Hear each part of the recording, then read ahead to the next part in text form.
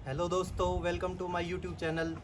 आप लोगों की बहुत सारी क्वेरीज आ रही थी और कमेंट्स आ रहे थे इंग्लिश के रिगार्डिंग एसएससी के। तो आज हमारे साथ ऐसे एस्पिरेंट है जिन्होंने सीजीएल 2021 में 50 आउट ऑफ 50 स्कोर किया इंग्लिश में। तो आज हम इनसे जानेंगे कि इनकी क्या स्ट्रेटेजी रही थी जो इतना अच्छा स्कोर इन्होंने प्राप्त किया है।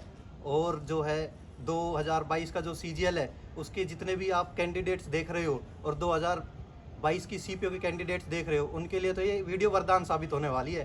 क्योंकि सीपीओ में आपको पता है 250 नंबर की इंग्लिश आ रही है और सीजीएल में भी सबसे ज़्यादा परसेंटेज मेरे हिसाब से इंग्लिश का ही है। हाँ, तो आप ये स्ट्रेटेजी ध्यान से सुनना और आखिरी तक सुनना ताकि आपको जो है सारे डाउट्स क्लियर हो जाए। ठीक है, तो हम स्टार्ट करते हैं। सबसे पहले मैं इनका इंट्रोडक्शन करवा देता हूँ। ये है रिंकी यादव फ्रॉम गुड़गांव और सीजीएल 2021 के बारे में यही बताएंगी आपको कैसे क्या इन्होंने। First of all thanks a lot Ashish for inviting me on your channel. तो बेसिकली इंग्लिश के 3 पार्ट होते हैं अगर हम उनको डिवाइड करें तो। पहला पार्ट वोकैबुलरी, दूसरा पार्ट ग्रामर रूल्स और जो तीसरा पार्ट हमारा होता है वो होता है रीडिंग स्किल्स।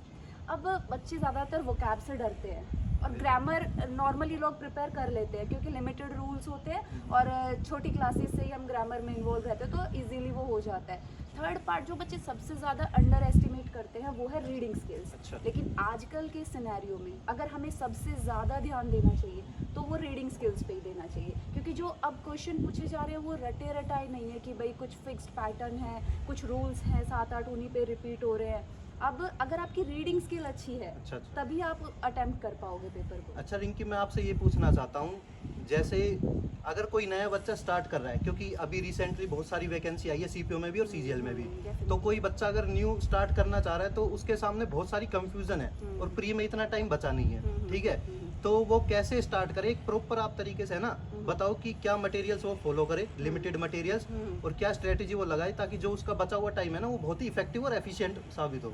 सबसे पहले तो देखिए डिपेंड करता है कि हम किस लेवल पे लाई करते हैं। अगर आपकी ग्रामर ठीक है तो इट्स ओके। नहीं, वो बेसिक है, बेसिक है बिल्कुल। बिल्कुल तो स्टार्ट सबसे कर रहे हैं। पहले तीनों पार्ट को अलग अलग डिस्कस ठीक करते है। हैं। सबसे पहले ग्रामर पे आते हैं।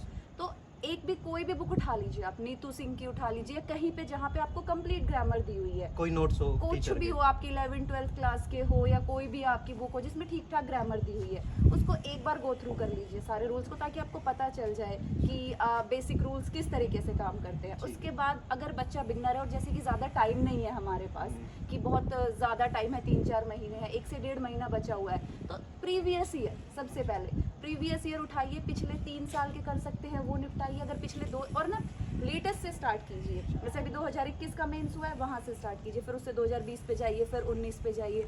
तो अगर आप प्रीवियस ईयर 2 साल के कंप्लीट कर लेते हैं तो आप प्री बहुत आसानी से क्वालिफाई कर जाएंगे।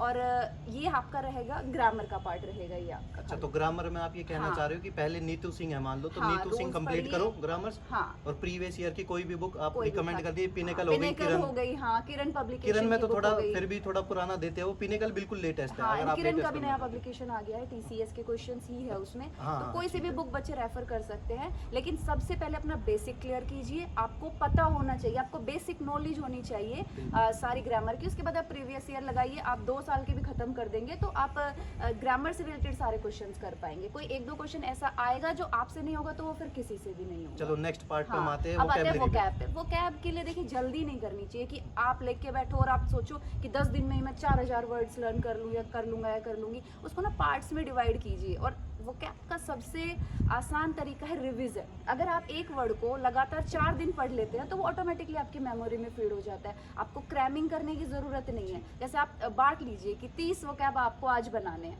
आप 30 उनको क्रैमिंग मत कीजिए, बस आराम से पढ़ लीजिए, उनको टाइम देके हर वर्ड को अच्छे से टाइम दीजिए, पढ़ लिया।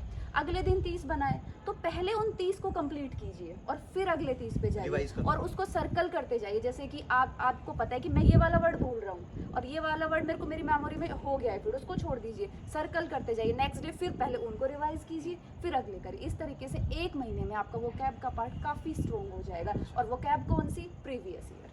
ठीक है, हाँ। प्रीवियस ईयर, उसके लिए भी आप वही सेम बुक आपके काम आ जाएगी। हाँ। उसमें सारी वोकैब है प्रीवियस ईयर की। अच्छा, एक क्वेश्चन ये है वोकैब से रिलेटेड, बच्चे ये डर रहता है उनको कि मान लो एग्जाम देने गई, प्रीवियस से वो कर गई तो कहीं कोई नए तो नहीं फंस जाए, आपके पास बहुत सारा एक्सपीरियंस है, आप इनको देखिए, इनका कंफ्यूजन दूर करो। ज़्यादातर प्रीवियस ईयर ही पूछा जाता है। एक तो वो कैब ऐसी होती है जो नहीं आती है, लेकिन आपको अगर पेपर करना आता है तो 4 ऑप्शन में से आप एलिमिनेशन मेथड भी लगा सकते हैं। कुछ वर्ड्स को देख के ही हमें ये पता चल जाता है ये नेगेटिव है या पॉजिटिव है। तो अगर आपने बहुत ज़्यादा पढ़ लिया है और आपने रीडिंग भी बहुत ज़्यादा कर ली है तो काफ़ी हद तक आप वो कैब बना लेंगे। और फिर भी अगर कोई एक आधा क्वेश्चन रह जाता है तो फिर वो किसी से भी नहीं होता है, उससे इतना घबराने की ज़रूरत नहीं है। ठीक है, तो लगभग 95% वो कैब आपकी प्रीवियस आएगी। हाँ। वो करो। अब बात आती है कॉम्प्रिहेंशन के, आजकल कॉम्प्रिहेंशन थोड़े अच्छे लेवल के आ रहे हैं, तो उसके बारे में थोड़ा सा स्ट्रेटेजी रीडिंग बताओ। स्किल सबसे ज़्यादा इम्पोर्टेंट है। आप रीडिंग स्टार्ट कर दीजिए। अगर आपको बिल्कुल भी पढ़ना नहीं आता है, आपको बहुत डिफ़िकल्टी आती है, जैसे कि ज़्यादातर लोग बताते हैं कि आप एडिटोरियल्स पढ़ो, आप न्यूज़पेपर पढ़ो, अब आपका जो ट्रेंड है उसमें आपको न्यूज़पेपर पढ़ना है। नहीं, आप किसी स्टोरी बुक से चालू कर सकते हैं, जो आपको पढ़ने में अच्छा लगता है। पहले आप अपनी रीडिंग स्किल्स थोड़ी थोड़ी धीरे-धीरे बेटर कीजिए, लेकिन उसके बाद तो आपको एडिटोरियल तो डेली एक तो पढ़ना ही होगा मिनिमम फॉर योर प्री, और मेंस के लिए तो फिर आपको 2 एडिटोरियल या थोड़ा न्यूज़पेपर भी रीड करना पड़ेगा। वो बहुत ज़्यादा फ़ायदा देगा आपको एग्ज़ाम में। चलो ये बात होगी बेसिक की। अब एक डाउट आता है, जैसे जो एस्पिरेंट है वो 35 नंबर के आसपास अटक रहे हैं, 50 प्री में आता है सीपीओ के में, तो 35 के आसपास अटक रहे हैं, उनका स्कोर नहीं बढ़ रहा, तो वो क्या चीज़ फॉलो करेगी उनका स्कोर आपकी तरह 50 आउट ऑफ 50 आ जाए? देखिए, अगर आप 40 स्कोर कर रहे हैं, 35, इट मीन्स आपने ठीक ठाक तैयारी कर ली है, आपको इंग्लिश तो आती है ठीक ठाक। अब इसमें कई चीज़ें मैटर करती है। एक तो ये कि आपने अभी आपकी रीडिंग स्किल्स उतनी अच्छी है नहीं, आपने कुछ रूल रट लिए, कुछ वो कैब रट ली, क्योंकि आप पिछले 2-3 साल से तैयारी कर रहे हैं, वो कैब आपकी हो गई है। लेकिन जब पेपर सामने आता है तो उसमें क्या होता है, कई बार क्लोज टेस्ट अच्छे लेवल के आ जाते हैं, कई बार पैराजिम्बल्स कुछ अच्छे लेवल के आ जाते हैं। तो एक तो वही बात आती है दोबारा से रीडिंग स्किल्स, क्योंकि उसमें आप अगर कोई नया क्वेश्चन भी आ जाएगा तो आप एलिमिनेट कर सकते हो जो भी ऑप्शन होते हैं, तब आप 50 आउट ऑफ 50 तक जा सकते हो। दूसरा, आपको पेपर को टैकल करने का तरीका आना चाहिए कि ये वाला क्वेश्चन लंबा है, इसमें भी टाइम नहीं देना, इसको स्किप कर दो। और अगेन मैं यही कहना चाहूँगी, अगर आपकी रीडिंग स्किल्स अच्छी है